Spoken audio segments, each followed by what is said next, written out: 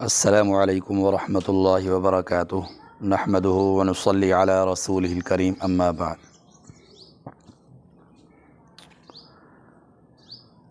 آج کا پروگرام میں خصوصی طور پر ان والدین کے لیے کر رہا ہوں، ان ماؤں کے لیے کر رہا ہوں جن کی اولاد شرارتی ہوتی ہے۔ یہ مختصر سا پروگرام آپ نے غور سے سننا ہے۔ اکثر بچے جو شرارتی ہوتے ہیں، میرا بارہا کا تجربہ ہے، شرارتی بچے بلا کے ذہین ہوتے ہیں۔ ان کے اندر اللہ تعالیٰ نے بہت زیادہ ذہانت رکھی ہوتی ہے۔ بچوں کی شرارتیں اتنی زیادہ ہوتی ہیں کہ والدین بیچارے بہت پریشان ہوتے ہیں۔ اس کے پیچھے بھی ایک بہت بڑا راز ہے، کیونکہ بچے بڑوں سے ہی سیکھتے ہیں۔ میری اس بات کا برا مت منائیے گا۔ ہم بڑے جب غلطیاں کرتے ہیں، بچے جب چھوٹے ہوتے ہیں وہ ہمیں دیکھ دیکھ کر ہماری غلطیوں کا عکس اپنے ذہن میں بٹھاتے ہیں، پھر وہ بھی اس طرح شرارتیں شروع کر دیتے ہیں۔ اور بعض بچے ویسے ہی شرارتی ہوتے ہیں، اصل میں وہ کچھ کرنا چاہتے ہیں۔ حالانکہ اکثر بچوں کو والدین کہتے ہیں کہ بیٹا یہ کام نہ کرو، یہ آپ کے لیے مضر ہے، یہ نہ کرو، لیکن پھر بھی وہ بچہ کر گزرتا ہے۔ وہ حد درجے کا ذہین ہوتا ہے، حالانکہ وہ پاگل نہیں ہوتا ہے۔ عمومی طور پر دیکھا یہی گیا کہ والدہ چیخ کر چلاتی ہیں کہ میں نے تمہیں منع کیا پھر بھی تم نے یہ کام کر دیا، تو بالکل پاگل ہے، یہ ہے وہ ہے۔ وہ غصے میں لال پیلی ہو جاتی ہیں اور برا بھلا کہہ دیتی ہیں۔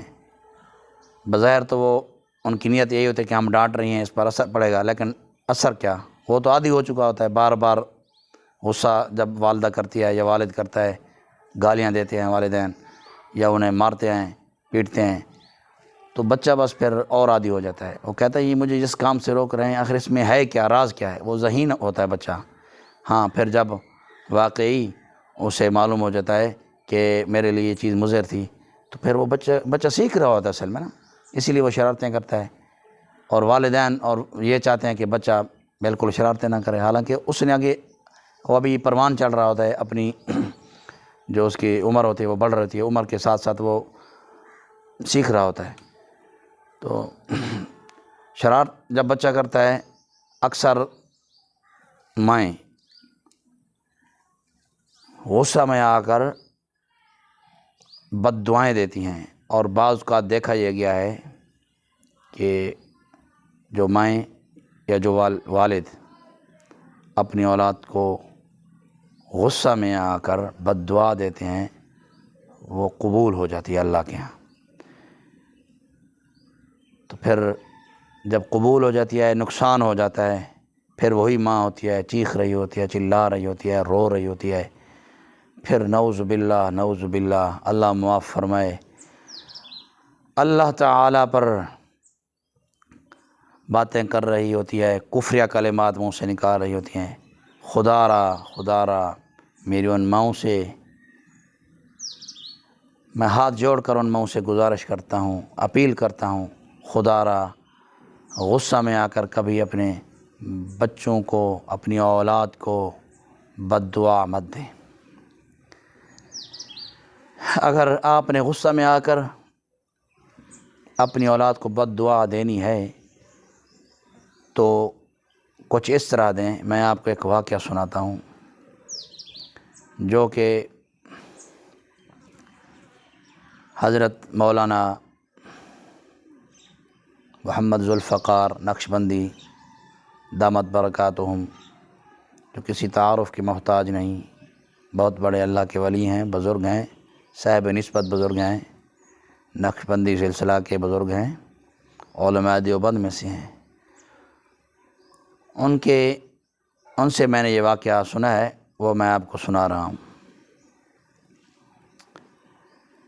امام کعبہ جو اس وقت دونوں حرم کے امام ہیں، حرم نبوی کے بھی اور حرم شریف حرم کعبہ کے بھی، دونوں حرم کے امام ہیں۔ اگر مکہ مکرمہ میں ہوں تو وہاں اللہ کے گھر بیت اللہ میں امامت کراتے ہیں، اگر مدینہ میں ہوں تو مسجد نبوی میں امامت کراتے ہیں۔ یہ ان کو واحد اعزاز حاصل ہے۔ حضرت قاری عبدالرحمن السدیس ان کا نام ہے، بہت بڑے عالم ہیں اور بہترین عمدہ قاری ہیں۔ ان سے کسی نے سوال کیا کہ شیخ آپ امام کعبہ کیسے بنے؟ انہوں نے کہا بھائی اس میں میری کوئی محنت نہیں ہے، میں چھوٹا تھا، بہت شرارتیں کیا کرتا تھا، میری والدہ بہت پریشان رہتی تھیں اور اکثر مجھے مار بھی پڑتی تھی شرارت کرنے کی وجہ سے۔ وہ کہتے ہیں کہ ایک دن ہمارے گھر میں مہمان آئے ہوئے تھے، میری والدہ اسپیشلی طور پر مہمانوں کے حکم پر دال بنا رہی تھی۔ میری والدہ جو دال بناتی تھیں وہ بڑی مزے کی بناتی تھیں۔ جو ساتھی، جو مہمان آ کر ہمارے والدہ کی بنی ہوئی دال کھاتا تھا تو وہ تعریف کیے بغیر نہیں رہتا تھا۔